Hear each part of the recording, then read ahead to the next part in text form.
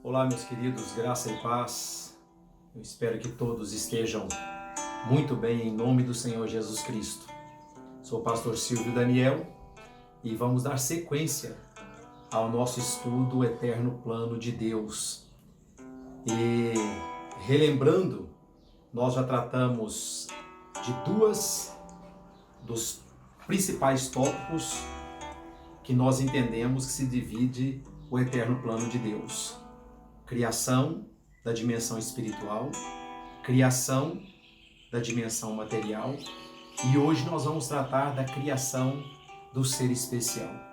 Eu penso que você já está mais ou menos sabendo quem é esse ser especial. É claro, o homem, eu e você, sem o qual o eterno plano de Deus não teria tido sequência. A Bíblia diz em Gênesis 2:7, então formou o Senhor Deus ao homem do pó da terra. Então formou o Senhor Deus o homem do pó da terra.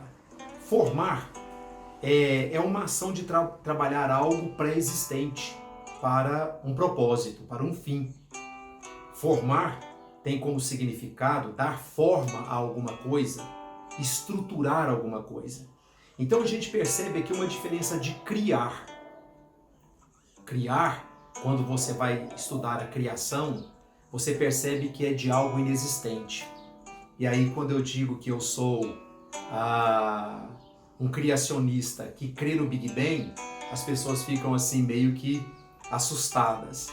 Mas Deus criou tudo que existe daquilo que não existia, como a própria palavra nos informa, né? Então, como nós havíamos dito, Deus usa do seu poder e cria o universo.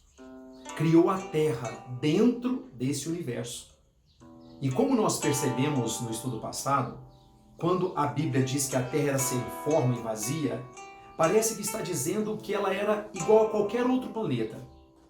E que Deus a escolhe para que nela pudesse dar sequência ao seu plano eterno. Quando Deus a escolhe, ele começa a adornar a Terra, ou seja, diferenciá-la dos outros planetas, né?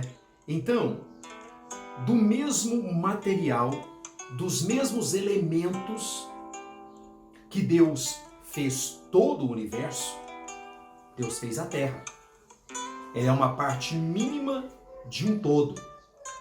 Deus, então, usando todos os mesmos elementos, ele cria a Terra. E a Bíblia diz que Deus forma o homem do pó da terra.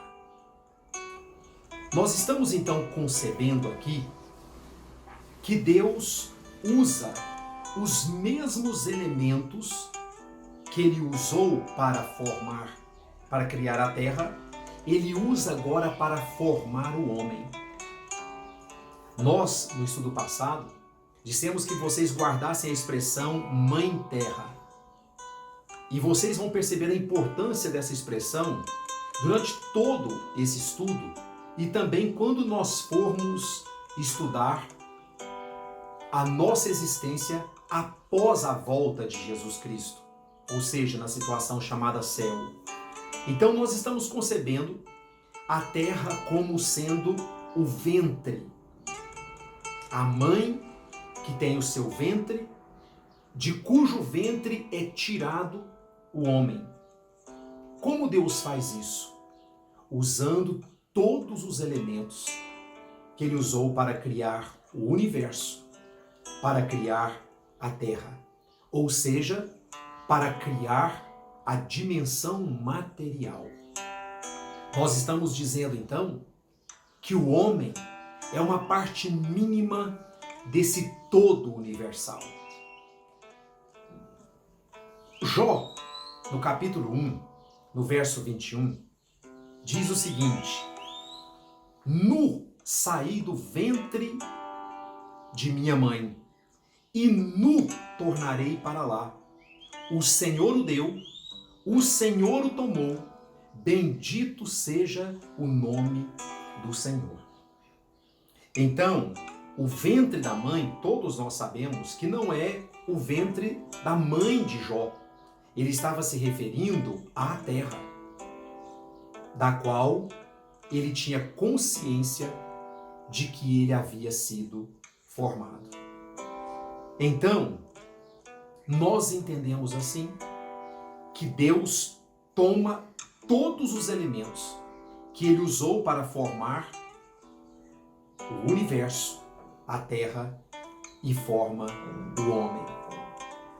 Albert Barnes, ele diz o seguinte: ele, Adão, é um composto de matéria e mente. Sua parte material é a poeira do solo, da qual ele é formado à medida que o oleiro molda o vaso de barro. Então ele concebe também que o homem é formado da poeira da terra, do pó da terra. A nossa observação é que nós não entendemos que Deus formou o barro do pó da terra e depois moldou o homem. Nós não entendemos assim. No nosso entendimento é que Deus pega todos os elementos, cálcio, ferro, potássio, forma os nossos ossos. Então ele formou esqueleto, osso. Ele pega outros elementos e forma a nossa pele, a nossa carne, os nossos cabelos, mas pele, cabelo, músculo. Outros órgãos, coração, fígado, outros órgãos, mas todos eles formados como eles haveriam de ser. Nós não entendemos que houve um pirlim-pim-pim. A Bíblia não nos leva a entender isso. O entendimento é que de uma maneira maravilhosa, Deus pegando os elementos, ele forma cada órgão do nosso corpo, como ele planejou que fosse. Barnes continua dizendo: é ele, Adão, homem solo? Sua missão a esse respeito, diz ele, é extrair as capacidades do solo para sustentar por sua produção as miríades de sua raça. Então Deus forma o homem para que ele tivesse condição de trabalhar toda a criação terrestre para sustentar os seus descendentes. E continua a palavra de Deus dizendo o seguinte, na parte B do verso 7 do capítulo 2: e soprou nas narinas o fôlego de vida. Soprou o espírito de vida do homem.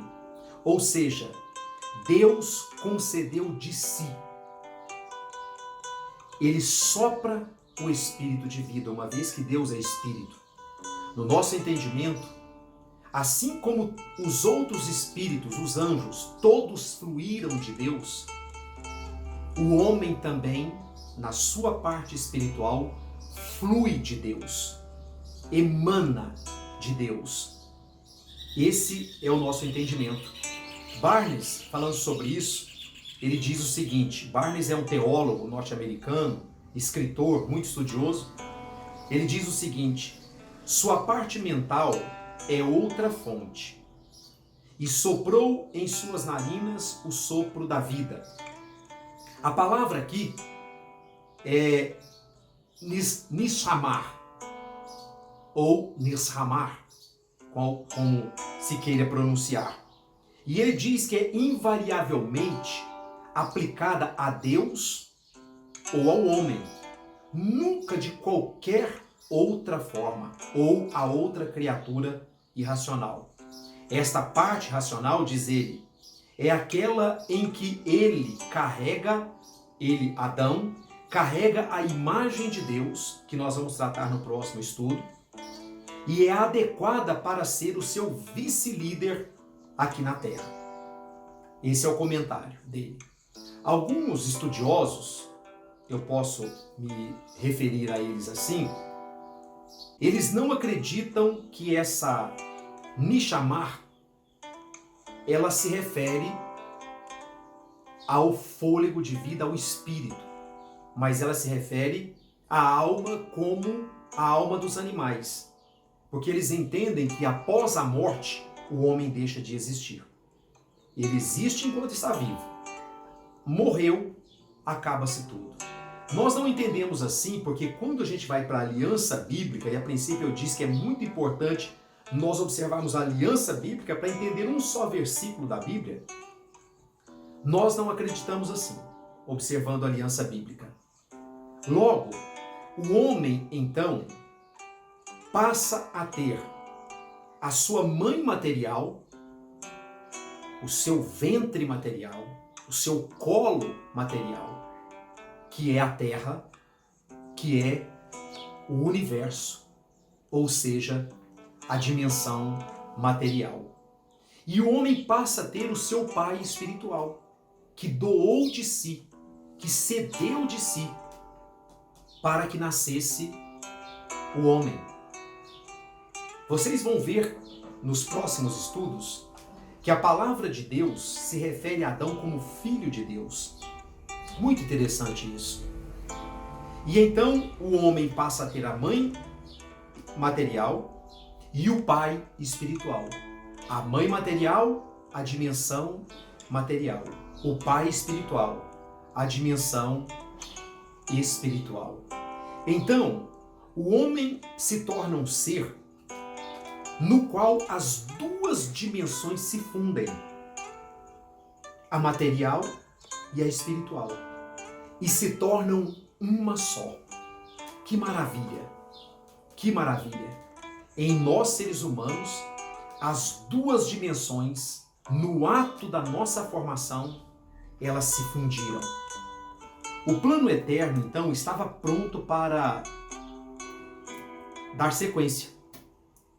Ou seja, a dimensão espiritual, os anjos, o nosso Deus, que é espírito, a dimensão material, o universo, a Terra, o próprio planeta Terra, onde Deus adornara para que a vida aqui fosse possível como um laboratório, e o ser especial, o homem, criado à imagem e semelhança de Deus. Então, guardemos isso na nossa memória. Vá anotando, porque vocês vão perceber que o desfecho lá na eternidade é maravilhoso. Eu espero que vocês tenham entendido, certo? O estudo de hoje. Nós estamos gravando vídeos menores, com menos informações, para que nós possamos então compreender. Eu quero fechar com o que diz Ezequiel, na visão do vale de ossos secos. Os ossos estavam separados uns dos outros, e no poder da palavra, cada osso procurou o seu osso, e então começou a ser revestido aquele esqueleto, ou aqueles esqueletos, com carne, depois pele, depois pelos, e o homem é formado novamente. Então, no nosso entendimento, foi assim que Deus os formou, usando todos os elementos que Ele usou para formar a dimensão material. Formou nessa belezura que nós somos e depois nos concedeu o Espírito de vida. Muito obrigado, que Deus abençoe a todos.